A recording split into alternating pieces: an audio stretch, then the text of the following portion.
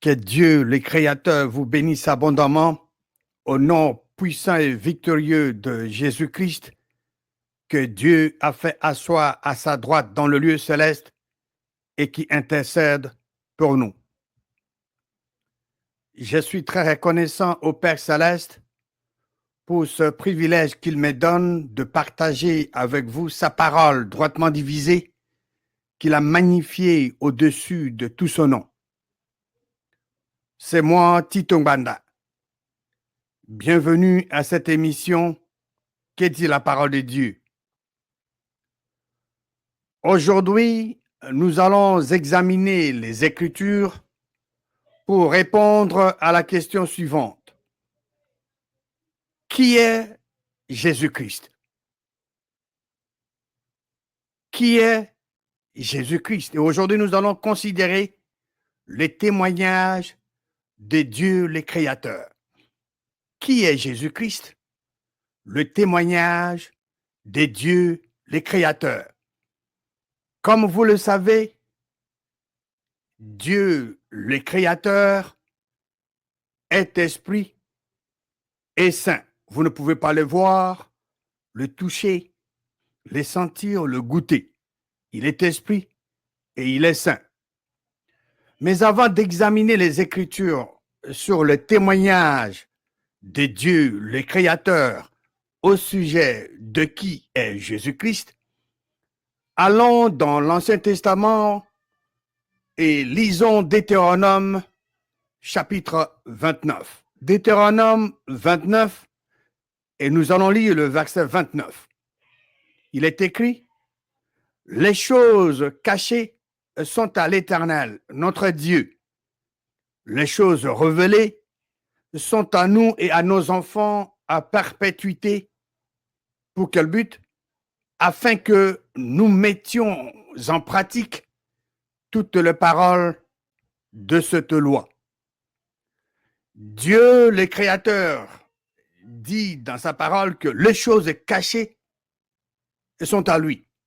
Donc, les choses cachées sont à l'Éternel, notre Dieu. Personne ne connaît les choses cachées. Pourquoi? Parce qu'elles sont cachées. Et elles, selon la parole de Dieu, elles appartiennent, elles sont à l'Éternel, notre Dieu.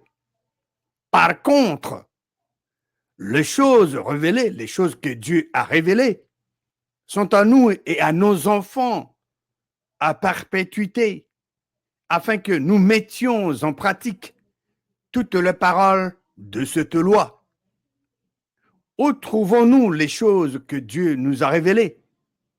Nous les trouvons dans la parole de Dieu. Nous trouvons ces choses révélées dans la parole de Dieu. Dieu nous les a révélées. Et ces choses sont consignées dans sa parole que nous pouvons lire et appliquer. Que doit être notre attitude vis-à-vis de la personne qui nous parle de Dieu et de sa parole? Que doit être notre attitude vis-à-vis de la personne qui nous parle de Dieu et de sa parole? Voyons l'exemple des croyants de Bérée dans le livre des Actes, quand l'apôtre Paul leur parlait de Dieu et de sa parole. Actes chapitre 17, et nous allons lire le verset 11. Il est écrit: ces Juifs ou ce Judéen avait des sentiments plus nobles que ceux de Thessalonique. Ils reçurent la parole avec beaucoup d'empressement et ils faisaient une seule chose. Ils examinaient chaque jour les Écritures pour voir si ce qu'on leur disait était exact. Les croyants de Bérée reçurent la parole de Dieu que l'apôtre Paul leur enseignait avec beaucoup d'empressement. Et ils les examinaient chaque jour. Ils n'examinaient pas les Écritures chaque dimanche ou chaque mois. Non, la parole de Dieu dit, ils examinaient chaque jour les Écritures. C'est ça la norme, chaque jour. Nous devons étudier, nous devons examiner les Écritures. ils examinaient chaque jour les Écritures pour voir si ce que l'apôtre Paul leur disait était exact. Les croyants de Béret n'étaient pas intimidés ou impressionnés par les titres qu'avait Paul. Cela doit être notre attitude aussi vis-à-vis de n'importe qui s'élève pour nous parler de Dieu et de sa parole. Ne jamais être intimidé ou impressionné par le titre de qui que ce soit. Nous devons examiner toujours, vérifier toujours les Écritures pour voir si ce qu'on nous enseigne est exact. C'est notre responsabilité. Quelle est la première chose qu'une personne doit savoir lorsqu'elle s'approche de la parole de Dieu? Quelle est la première chose qu'une personne doit savoir lorsqu'elle s'approche de la parole de Dieu? Allons dans 2 Pierre, chapitre 1, deuxième épître de Pierre, chapitre 1, et nous allons lire le verset 20 et 21. Verset 20. Sachant quand? Il est dit, sachant tout d'abord vous-même qu'aucune prophétie de l'Écriture ne peut être un objet d'interprétation particulière. Le mot prophétie ici se réfère à ce qui a été déclaré ou prédit. La Bible tout entière est remplie de déclarations et prédictions. Donc, sachant tout d'abord vous-même qu'aucune prophétie de l'Écriture ne peut être un objet d'interprétation particulière. Moi, je ne dois pas émettre mon opinion, mon point de vue, dire ce que je pense. Et vous n'avez pas le droit de mettre vos opinions, vos impressions, dire ce que vous pensez de l'écriture de la parole de Dieu. Non. Pourquoi le verset 21 nous parle, nous donne la raison? Verset 21. Car ce n'est pas par une volonté d'homme qu'une prophétie a jamais été apportée, mais c'est poussé, mais c'est incité par le Saint-Esprit que des hommes, les saints hommes donc, ont parlé de la parole de Dieu. L'homme n'avait pas eu l'idée, l'initiative d'écrire la parole de Dieu, mais c'est Dieu qui a révélé sa volonté aux hommes et femmes qui ont écrit la Bible, qui est la volonté de Dieu. Donc, c'est Dieu qui est l'auteur de sa parole. Et c'est que Dieu a voulu que nous sachions. Dieu l'a révélé aux saints hommes qui l'ont mis par l'écrit. Et aujourd'hui, nous pouvons aller dans la parole de Dieu et trouver la volonté du vrai Dieu. La première chose qu'une personne doit savoir lorsqu'elle s'approche de la parole de Dieu est qu'aucune prophétie de l'Écriture ne peut être un objet d'interprétation particulière. Pourquoi? Car je venais de le dire, car ce n'est pas par une volonté d'homme qu'une prophétie a jamais été apportée, mais c'est poussé, incité par le Saint-Esprit que des saints hommes ont parlé de la parole de Dieu. La Bible est la parole et la volonté révélée de Dieu. Dieu est l'auteur de la Bible, qui est sa parole. Qu'est-ce que Dieu a dit concernant Jésus-Christ dans sa parole? Voyons le témoignage de Dieu le Créateur au sujet de Jésus-Christ.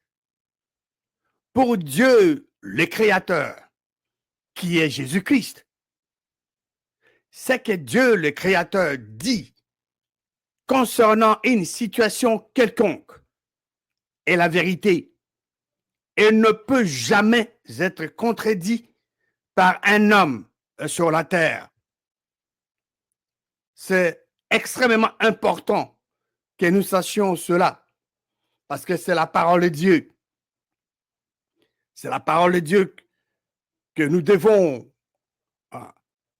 mettre dans nos cœurs et agir conformément à cette parole de Dieu, qui est la volonté de Dieu. Qui est Jésus-Christ? qu'est-ce que Dieu, le Créateur, dit concernant Jésus-Christ dans sa parole?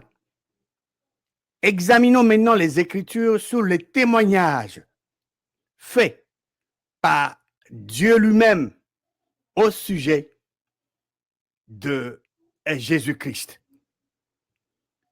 Allons dans l'évangile de Matthieu, chapitre 3, et nous allons lire le verset 13 à 17. Alors Jésus vint de la Galilée au Jourdain vers Jean-Baptiste donc, pour être baptisé par lui. Verset 14. Mais Jean s'y opposait en disant, c'est moi qui ai besoin d'être baptisé par toi, et tu viens à moi? Verset 15. Jésus lui répondit, laisse faire maintenant, car il est convenable que nous accomplissions ainsi tout ce qui est juste. Et Jean ne lui résista plus. Verset 16. Dès que Jésus eut été baptisé, il sortit de l'eau. Et voici, les cieux s'ouvrirent et il vit l'Esprit de Dieu descendre comme une colombe et venir sur lui. Le verset 16 de Matthieu, chapitre 3, nous dit ce qui suit. Dès que Jésus eut été baptisé, il, Jésus-Christ, sortit de l'eau. Et voici, les cieux s'ouvrirent. Et il vit l'Esprit de Dieu descendre comme une colombe et venir sur lui. Verset 17. Et voici, une voix fit entendre des cieux ces paroles. Celui-ci est mon fils bien-aimé, en qui j'ai mis toute mon affection. Que nous dit le verset 17?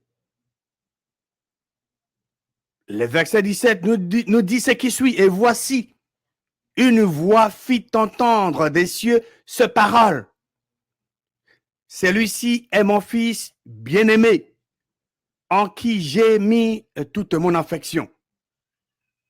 La voix qui fit entendre des cieux était la voix de qui?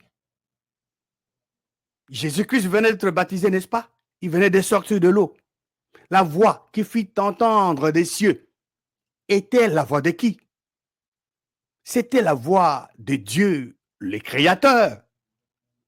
Dieu, le Créateur, dit, celui-ci, parlant de Jésus-Christ, celui-ci est mon fils bien-aimé. Qui est le fils bien-aimé de Dieu?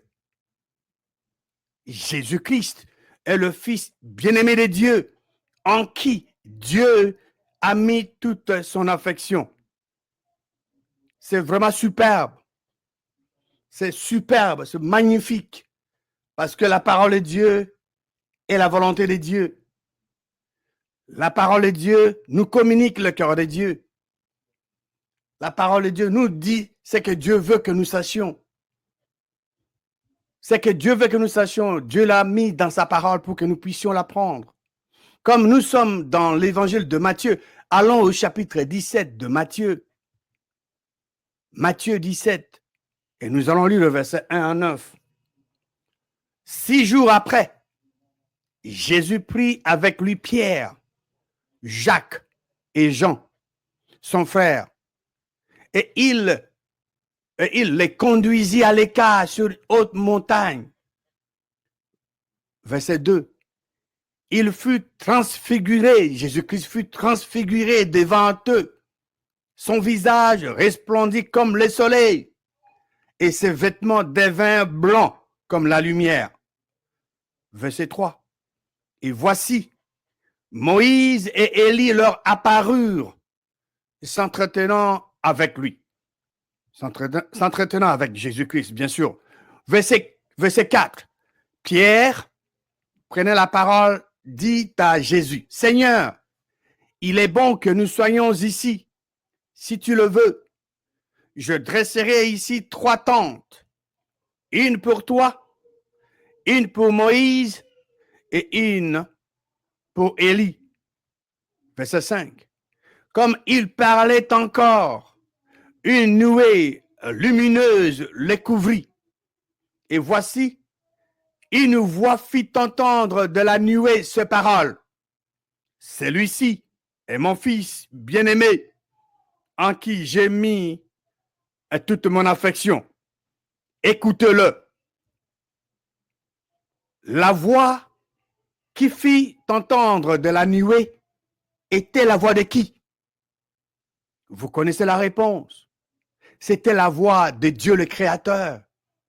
Dieu le Créateur dit, celui-ci est mon fils bien-aimé, qui est le fils bien-aimé de Dieu. Jésus-Christ est le fils bien-aimé de Dieu, en qui Dieu a mis toute son affection. Verset 6. Lorsqu'ils entendirent cette voix, les disciples tombèrent sur leurs faces et furent saisis d'une grande frayeur. Verset 7. Mais Jésus, s'approchant, les toucha et dit, levez-vous, n'ayez pas peur. Verset 8. Ils levèrent les yeux et ne virent que Jésus seul. Verset 9. Comme ils descendaient de la montagne, Jésus leur donna cet ordre. Ne parlez à personne de cette vision jusqu'à ce que le Fils de l'homme soit ressuscité des morts. Jésus leur donna l'ordre en disant, ne parlez à personne de cette vision jusqu'à ce que le Fils de l'homme soit ressuscité des morts. C'était une vision. Moïse et Élie n'étaient pas présents physiquement avec Jésus-Christ. Jésus-Christ lui-même dit, c'était une vision. Il a ordonné à ses disciples de ne pas parler de cette vision jusqu'à ce que lui-même soit ressuscité des morts. C'est ça l'exactitude. Examinons maintenant le témoignage de Dieu le Créateur au sujet de Jésus-Christ dans l'évangile de Marc. Marc chapitre 9. Et nous allons lire le verset 7. Une nuée vint les couvrir, et de la nuée sortit une voix. Celui-ci est mon fils bien-aimé, écoute-le. Une nuée vint couvrir Jésus, Pierre, Jacques et Jean. Verset 35. Et de la nuée sortit une voix qui dit, celui-ci est mon fils élu, écoute-le. La voix qui était sortie de la nuée était la voix de qui? C'était la voix de Dieu le Créateur. Dieu le Créateur a dit, celui-ci est mon fils élu, écoutez-le. Lisons maintenant ce que l'apôtre Pierre a dit concernant les témoignages de Dieu au sujet de Jésus-Christ. Nous allons dans deuxième épître de Pierre, chapitre 1, et nous allons lire le verset 17. 1 Pierre 1, verset 17. Car il a reçu de Dieu le Père honneur et gloire. Quand la gloire magnifique lui fit entendre une voix qui disait, celui-ci est mon fils bien-aimé, en qui j'ai mis toute mon affection. Pierre était là, Pierre avait écouté, et Pierre fait témoignage ici, il donne ce témoignage. Et c'est le témoignage de Dieu lui-même concernant son fils bien-aimé. Savez-vous ce qui est impossible à Dieu de faire? Je repose la question. Savez-vous ce qui est impossible à Dieu de faire? Il est impossible à Dieu de mentir. Il est impossible à Dieu de mentir. Cela est dit dans le livre d'Hébreux, chapitre 6. Lisons Hébreux, chapitre 6, verset 18. Afin que, par deux choses immuables dans lesquelles il est impossible que Dieu mente, nous trouverions un puissant encouragement, nous dont le seul refuge a été de saisir l'espérance qui nous était proposée. Il est impossible à Dieu de mentir. Dieu ne peut jamais mentir. Les témoignages de Dieu, les créateurs, est vrai.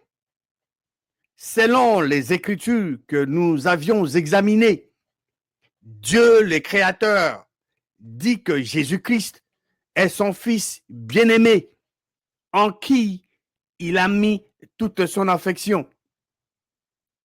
Alors, si quelqu'un ose dire le contraire du témoignage de Dieu, cela veut dire que cette personne connaît plus que Dieu. Ma question à vous est la suivante. Y a-t-il une personne sur cette terre qui connaît plus que Dieu? Y a-t-il une personne sur cette terre qui connaît plus que Dieu? Et savez-vous que qui a toujours l'habitude de contredire Dieu? Il y a sur cette terre une puissance, une source qui est contraire à la volonté de Dieu, qui a toujours contredit la volonté de Dieu. Savez-vous qui a toujours l'habitude de contredire Dieu? C'est le diable. Là où le vrai Dieu dit oui, qu'est-ce que le diable dira? Le diable dira non. Là où Dieu dit non, qu'est-ce que le diable va faire? Le diable va dire oui. Et prochainement, nous verrons aussi les témoignages du diable lui-même au sujet de Jésus-Christ. Quel est le témoignage de Dieu le Créateur concernant Jésus-Christ? Nous venons de lire dans la parole de Dieu, Dieu le Créateur dit dans sa parole que Jésus-Christ est son Fils bien-aimé, en qui il a mis à toute son affection. Quel est le témoignage de Dieu le Créateur au sujet de Jésus-Christ? Dans toutes les Écritures que nous avions examinées, Dieu le Créateur de toutes choses, Dieu qui connaît le passé, le présent et l'avenir, Dieu omniscient, omnipotent, omniprésent, Dieu tout-puissant, Dieu qui ne ment point, a dit que Jésus-Christ est son Fils bien-aimé, en qui lui Dieu a mis toute son affection. Le témoignage de Dieu le Créateur est vrai. Pourquoi? Parce qu'il est impossible à Dieu le Créateur de mentir. Dieu le Créateur, le seul vrai Dieu, ne ment jamais. Que Dieu le Créateur vous bénisse abondamment au nom puissant et victorieux de Jésus-Christ.